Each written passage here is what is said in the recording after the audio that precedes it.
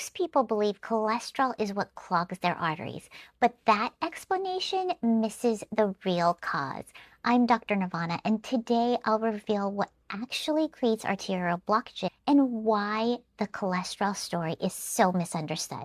Maybe you've had this experience. Your doctor looks at your lab report, circles your LDL, and within minutes, the entire conversation becomes about lowering that one number.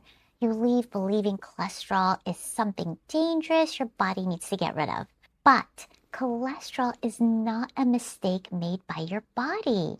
Your liver produces most of your cholesterol because your body needs it. Cholesterol helps maintain every cell membrane and it provides the raw material your body uses to make estrogen, progesterone, testosterone, cortisol, and DHEA. You also need it to produce bile acids, absorbs vitamins A, D, E, and K, and support your brain and your nervous system.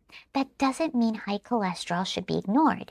It means cholesterol needs to be understood in the context. LDL and HDL aren't actually cholesterol.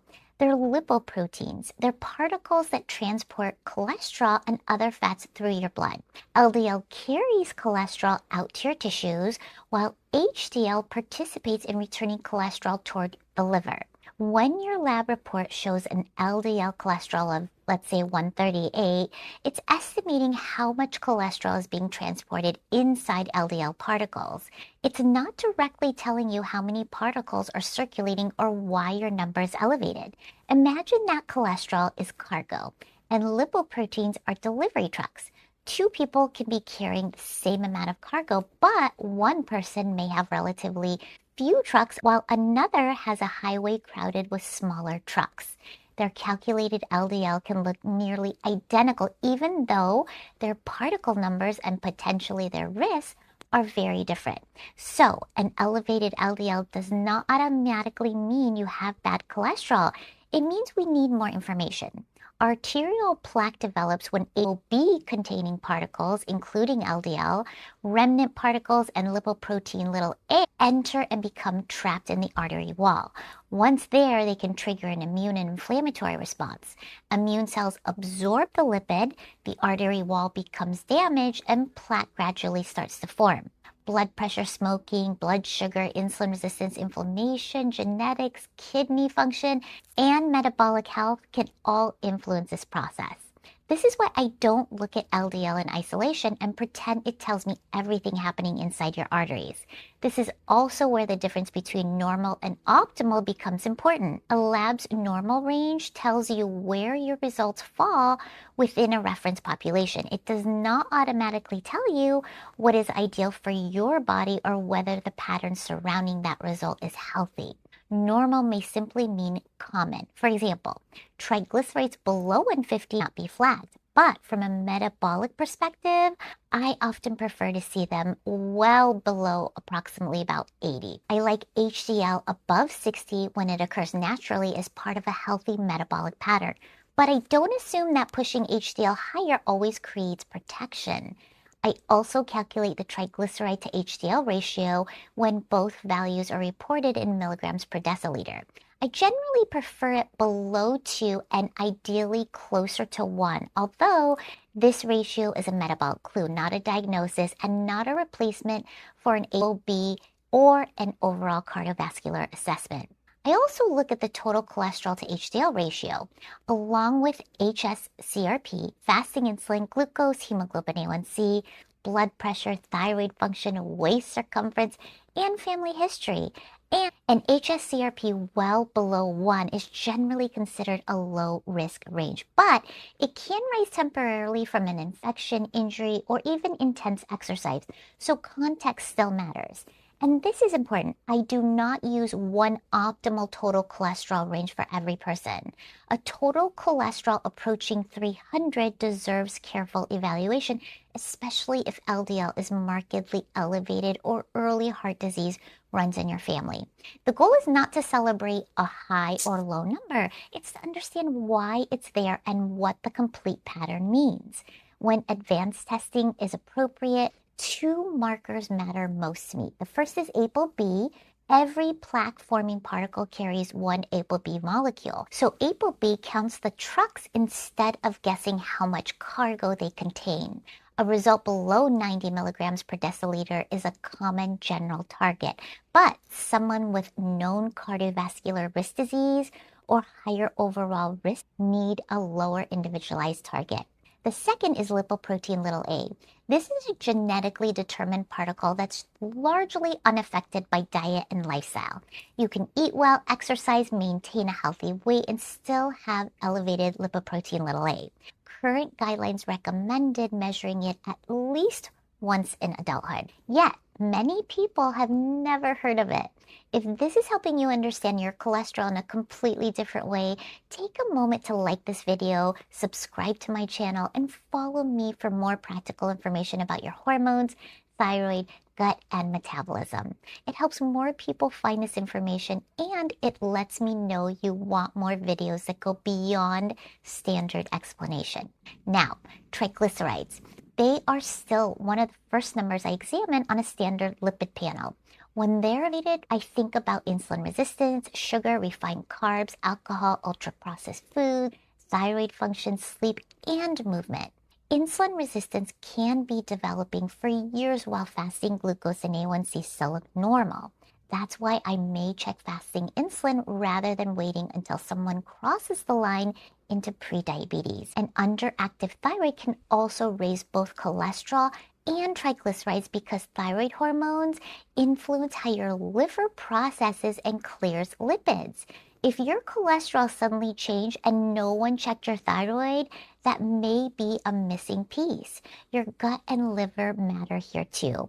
Your liver converts cholesterol into bile, and your gut helps determine whether some of those compounds leave your body or are recirculated. Your gut microbiome, fiber intake, bile flow, inflammation, blood sugar regulation, they're all connected to your metabolic health. If you want help supporting this part of the picture, download my free gut health guide using the link in the description. It'll help you understand some of the foundational steps you can take to support your digestion, your microbiome, and your overall metabolic health. Now, let's talk about medication. If you have familial hypercholesterolemia, which is a genetic condition affecting about 1 in 250 people, you may have extremely high LDL from a young age and a significant risk of premature heart disease. If LDL levels in the 300s run in your family alongside heart attacks in people's 40s, that's not the time to experiment on your own. That is a cardiology conversation, and treatment may need to start early and be aggressive. The same is true if you have already experienced a heart attack, stroke, or need a stent. The evidence supporting statins for secondary prevention is strong. I'm not the person telling you to stop a medication that may be protecting you from another event.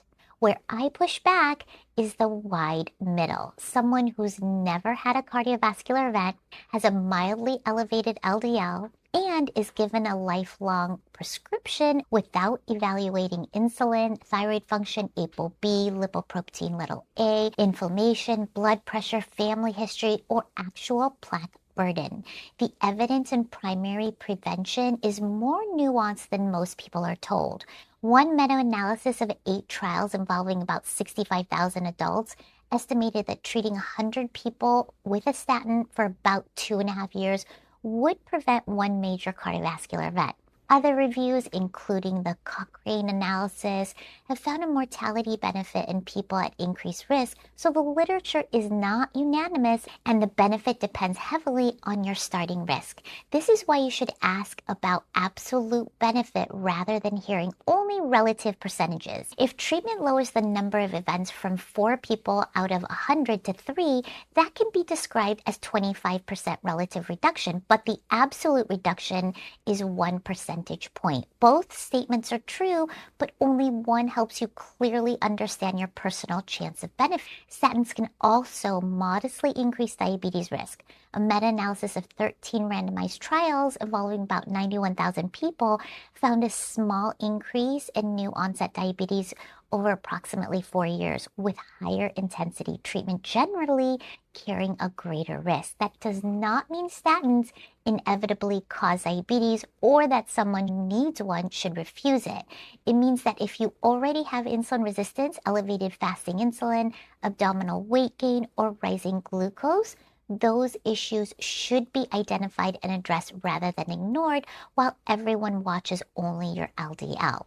From a naturopathic perspective, lowering a number is not the same as restoring health. I want to know what you eat, how you sleep, whether you move after meals, how much alcohol you drink, whether your thyroid is functioning properly, and whether chronic stress is affecting your blood pressure and glucose.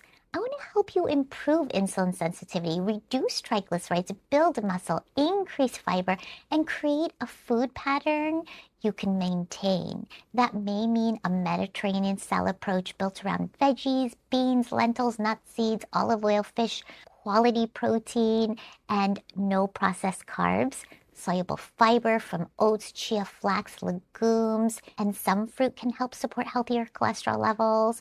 Strength training and aerobic movement can improve insulin sensitivity, triglycerides, blood pressure, and cardiovascular fitness at the same time. Lifestyle doesn't replace medication for everyone, but everyone deserves a genuine lifestyle plan, not a vague instruction to eat better.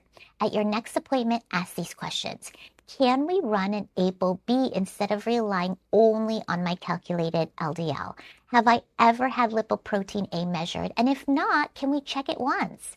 What's my triglyceride to HDL ratio? Could my thyroid or insulin resistance be influencing these numbers? If you're recommending medication, what's my absolute risk reduction over 5 years?